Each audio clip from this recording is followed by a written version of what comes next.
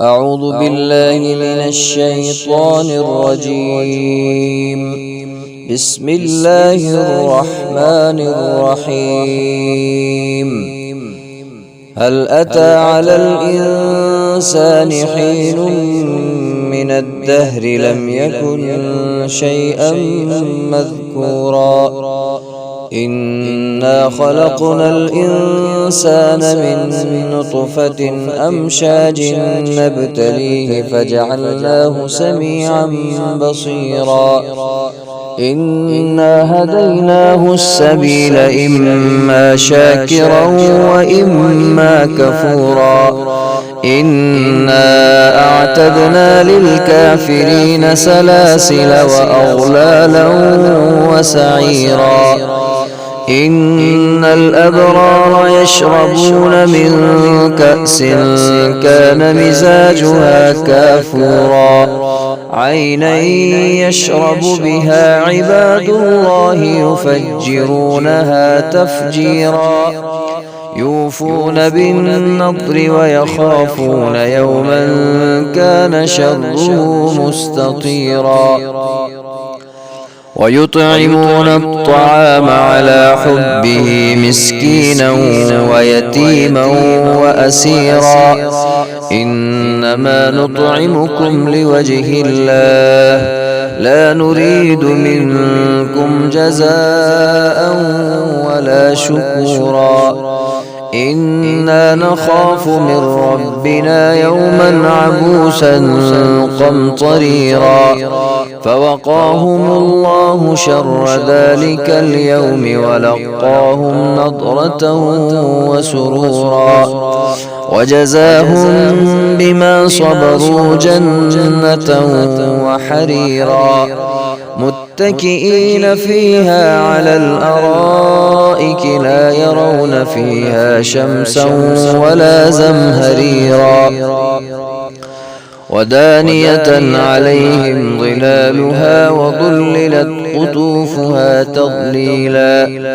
ويطاف عليهم بآنية من فضة وأكواب كانت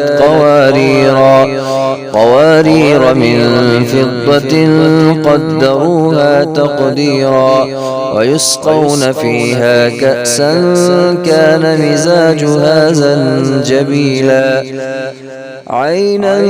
فيها تسمى سلسبيلا ويطوف عليهم ولدان مخلدون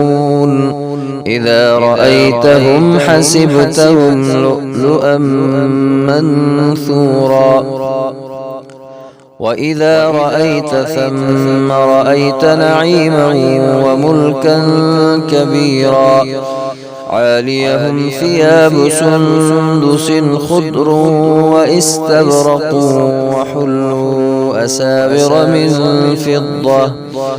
وسقاهم ربهم شرابا طهورا إن هذا كان لكم جزاء وكان سعيكم مشكورا إنا نحن نزلنا عليك القرآن تنزيلا فاصبر لحكم ربك ولا تطع منهم آثما أو كفورا واذكر اسم ربك بكرة وأصيلا ومن الليل فاسجد له وسبحه ليلا طويلا إن هؤلاء يحبون العاجلة ويذرون وراءهم يوما ثقيلا نحن خلقناهم وشددنا أسرهم وإذا شئنا بدلنا أمثالهم تبديلا إن هذه تذكرة فمن شاء اتخذ إلى ربه سبيلا وما تشاءون إلا أن يشاء الله إن الله الله كان عليما حكيما يدخل من يشاء في رحمته والظالمين أعد لهم عذابا أليما. صدق الله العظيم.